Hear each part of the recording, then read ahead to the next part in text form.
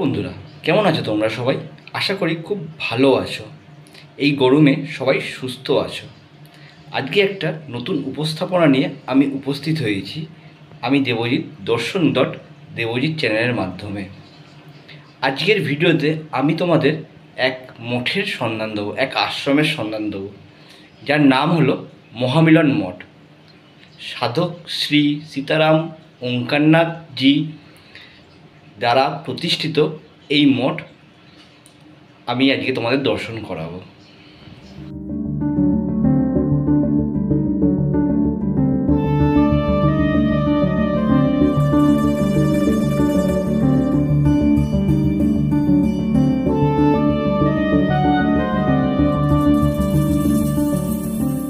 কিভাবে আসবে এই মন্দিরে, ভোগের ব্যবস্থা কিভাবে খাবে, এখানে ভোগ প্রসাদ পাবে, সবটাই আমি এই ভিডিওর মাধ্যমে শেয়ার করার চেষ্টা করেছি তোমাদের সামনে। তো অবশ্যই স্কিপ না করে পুরো ভিডিও দেখো, পাশে থেকো, সাথে থেকো। যারা নতুন দেখছো আমার চ্যানেলে এই ভিডিওটা, তারা অবশ্যই আমার চ্যানেলটিকে সাবস্ক্রাইব করে নিও, আর লাইক কমেন্ট শেয়ার করে আমাকে আশীর্বাদ করো। তো বন্ধুরা, চলো আমরা ভিডিওটা দেখে নিই। ভিডিওর শুরুতেই আমি তোমাদের জানিয়ে দিই কিভাবে এই মন্দিরে তোমরা আসবে। দক্ষিণেশ্বরে মেট্রো স্টেশনে নেবে, অথবা যে কোনো ট্রেনে দক্ষিণেশ্বর এসে তোমরা বড়নগর অথবা ডানলপগামী অটো অথবা বাসে করে এই মন্দিরে আসতে পারো। মন্দিরটি একদম রাস্তার ওপরেই। এই হচ্ছে মন্দিরের মূল দরজা। এই মন্দিরের মূল দরজা তোমরা পিডব্লিউডি রোড, যেটা সেই পিডব্লিউডি রোডের ওপরেই মন্দিরটি অবস্থিত। তোমরা পিডব্লিউডি রোডে দাঁড়িয়েই মন্দিরটি দর্শন করতে পারবে এবং দেখতে পাবে মন্দিরটি রাস্তার ওপরে। তোমরা বড়নগর থেকে যারা আসতে চাও, তারা বড়নগর মেট্রো থেকে এই মন্দিরে আসতে পারো দক্ষিণেশ্বরগামী যে কোনো অটো বা ট্রেনেতে, অটো বা বাসেতে করে। এই যে বাঁ দিকের রাস্তাটা দক্ষিণেশ্বর চলে যাচ্ছে এবং ডান দিকের রাস্তাটা বড়নগরের দিকে যাচ্ছে। মন্দিরের গায়ে খুব সুন্দর বাণী লেখা আছে এবং কিছু দুর্গা নামের মাহাত্ম্য কথা লেখা আছে এখানে। যারা এই মন্দিরে গাড়ি নিয়ে আসতে চাও, তারা এখানে গাড়ি নিয়ে আসতেই পারো। এই যে সামনে দেখতে পাচ্ছ যে গাড়িগুলো রাখা আছে, ওইটা হচ্ছে পার্কিং জোন, ওই স্থানে গাড়িগুলো রাখা হয়। এই হচ্ছে মূল মন্দির, আর এখানে একটি রাধাকৃষ্ণের মন্দির আছে এবং আরেকটি অন্নপূর্ণা দেবীর মন্দির আছে। খুব কম জায়গাতেই এরকম আপনারা দেখতে পাবেন। দেখুন, দুদিক দিয়ে সিঁড়ি উঠেছে, এদিকে একটা সিঁড়ি, এদিকে একটা সিঁড়ি উঠে ওপরে দুটি গর্ভগৃহ আছে এখানে। আমরা চলুন দেখে নিই, সেই গর্ভগৃহতে প্রবেশ করি। প্রথমে আমরা উপরে যাব।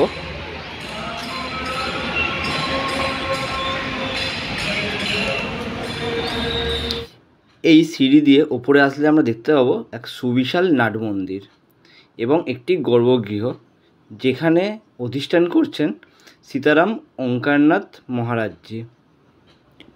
তার শ্বেতপ্রস্তর নির্মিত একটি মূর্তি এখানে প্রতিষ্ঠিত আছে এবং যেটি নিত্য পূজিত হয়। মূর্তিটি খুবই প্রাণবন্ত।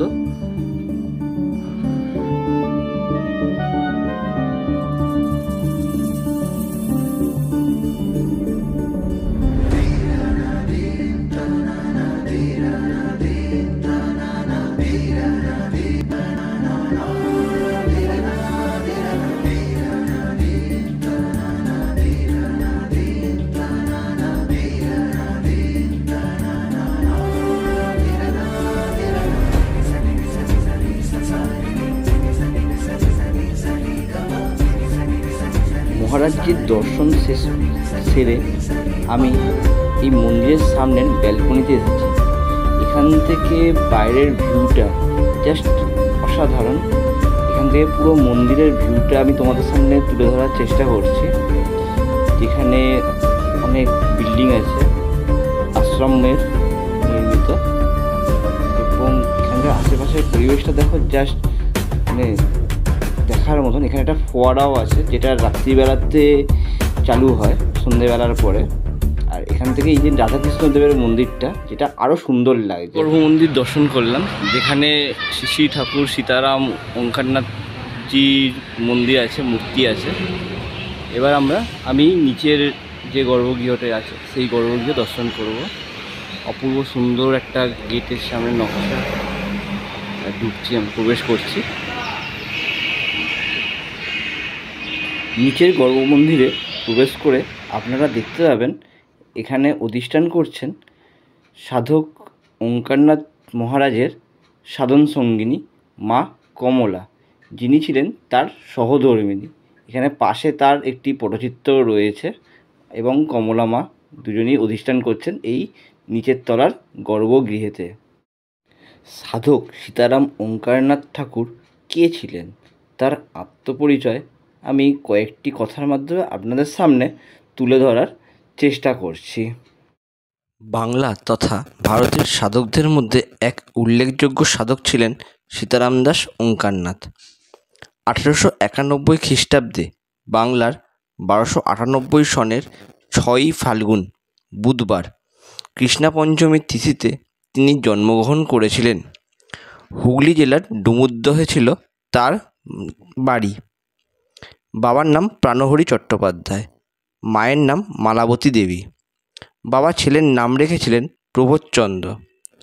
এরপর তার যখন 21 বছর বয়স হয়, সেই সময় 1912 খ্রিস্টাব্দে বাংলার 1319 সনের 29শে পৌষ মকর সংক্রান্তি তিথিতে গঙ্গা, যমুনা ও সরস্বতী নদীর সঙ্গমস্থলে ত্রিবেণীতে গুরু দশারথী মুখোপাধ্যায়ের থেকে রামনাম মন্ত্রে দীক্ষা গ্রহণ করেন। তারপরেই প্রবোধচন্দ্রের নতুন নাম হয়েছিল সীতারাম। এই সময় নামের সাধনায় মগ্ন হন সীতারাম এবং সিদ্ধিলাভ করেন। তারপর থেকে ওনার নাম হলো সীতারাম ওঙ্কারনাথ। এখন আমি প্রবেশ করব রাধাকৃষ্ণের মন্দিরে। এই রাধাকৃষ্ণ মন্দিরে ঢোকার মুখে একটা বিশাল ঘণ্টা,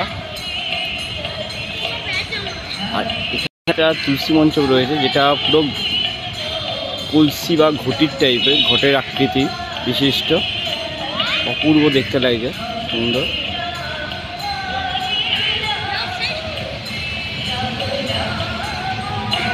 মন্দিরের মাথায় ধ্বজা উত্তোলন করা আছে, সঙ্গে সুদর্শন, এবং মন্দিরের গায়েতে সুদর্শন, পঞ্চজন্য শঙ্খ এবং শিহরি তিলক অঙ্কিত আছে।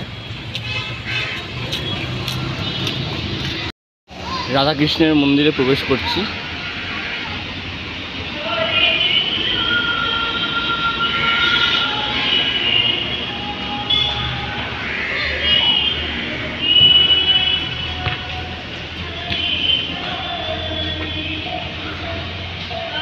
মন্দিরে প্রবেশ করার মধ্যেই সঙ্গে সঙ্গে মনটা যেন ভালো হয়ে যায়।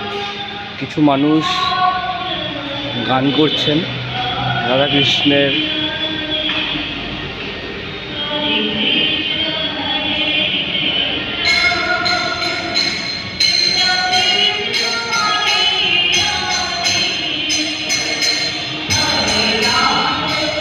এই হচ্ছে মন্দিরের নাট মন্দির, খুব সুন্দর একদম পরিবেশটা, পুরো শান্ত পরিবেশের সঙ্গে নাম কীর্তন চলছে, এবং দেওয়ালের নকশাটাও খুব ভালো, যাতে খুব ভালোভাবে হাওয়া প্রবেশ করতে পারে, সেই জন্য এরকম ব্যবস্থা। ঠান্ডা পুরো, এত গরমের মধ্যে, তীব্র গরমেও ভেতরটা পুরো ঠান্ডা, একদম পুরো শান্ত।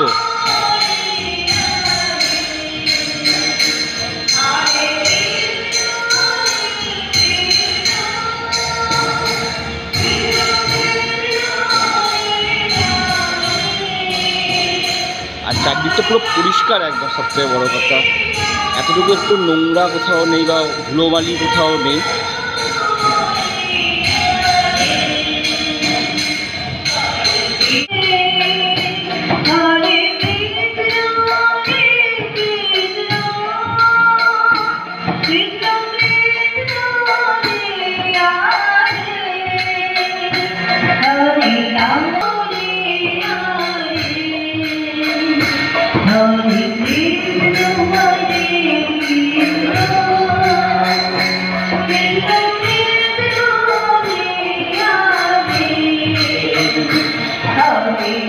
গর্ভগৃহের দরজার উপরেও শ্রী বিষ্ণু চিহ্ন বর্তমান।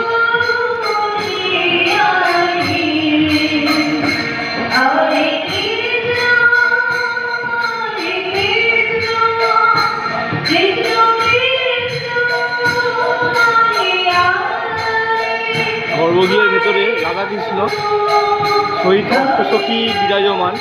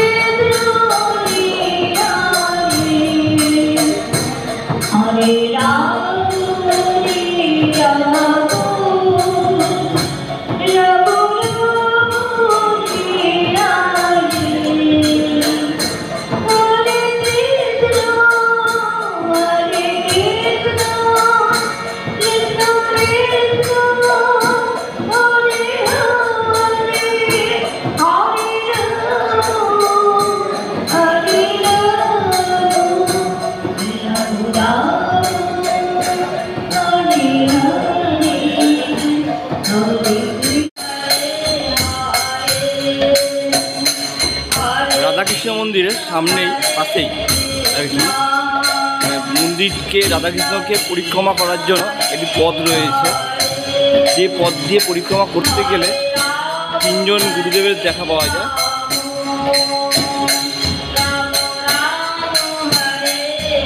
প্রথম ছবিটা হচ্ছে 108 শ্রীমৎ দামোদর দাস মহারাজ।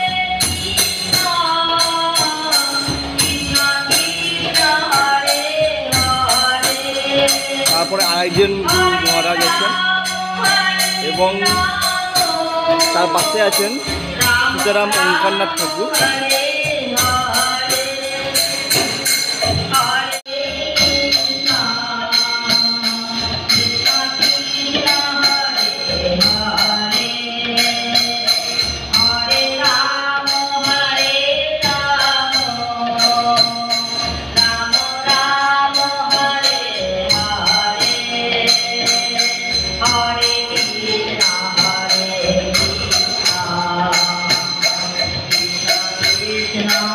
চেয়ারে বসে বসে গোপাল বাবা গান শুনছেন, অপূর্ব দৃশ্য।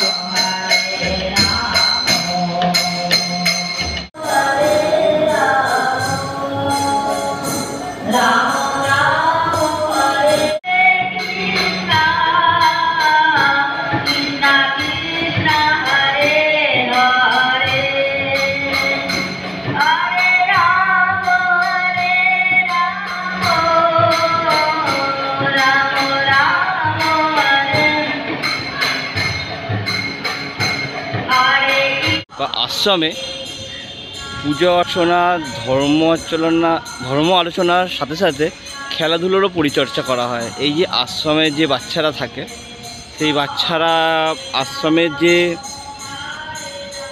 গ্রাউন্ড আছে সেই গ্রাউন্ডে তারা খেলছে। এই যে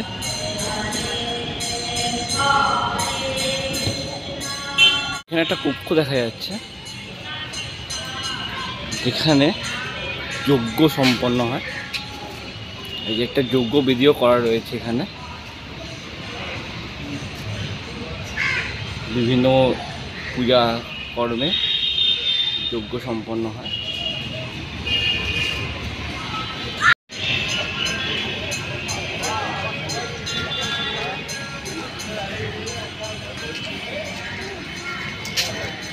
এখন আমি তোমাদের দর্শন করাবো এই মন্দির বা মঠ সংলগ্ন অন্নপূর্ণা মন্দির, যার বাইরে একটা সুন্দর বেলগাছ এবং সুন্দর বাগান সবুজে বিস্তৃত।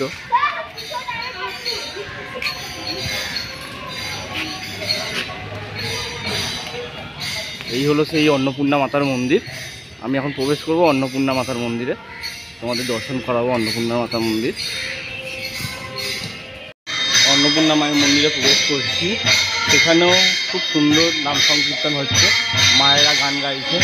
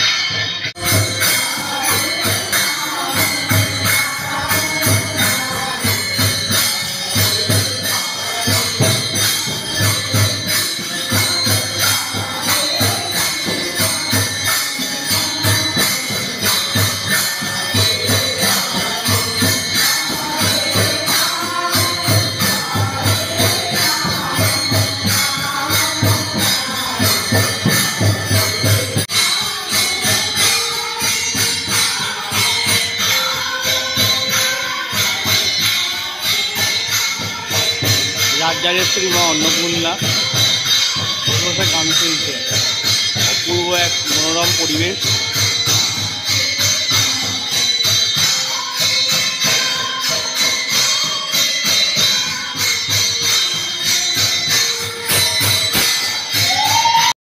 যারা এই মন্দিরে এসে প্রসাদ গ্রহণ করতে চাও বা ভোগ প্রসাদ পেতে চাও, তারা দুপুর 12টার মধ্যে এসে কুপন সংগ্রহ করে নিও। কুপনের মূল্য 100 টাকা, আর এখানে 1টা থেকে ভোগ প্রসাদ বিতরণ করা হয়।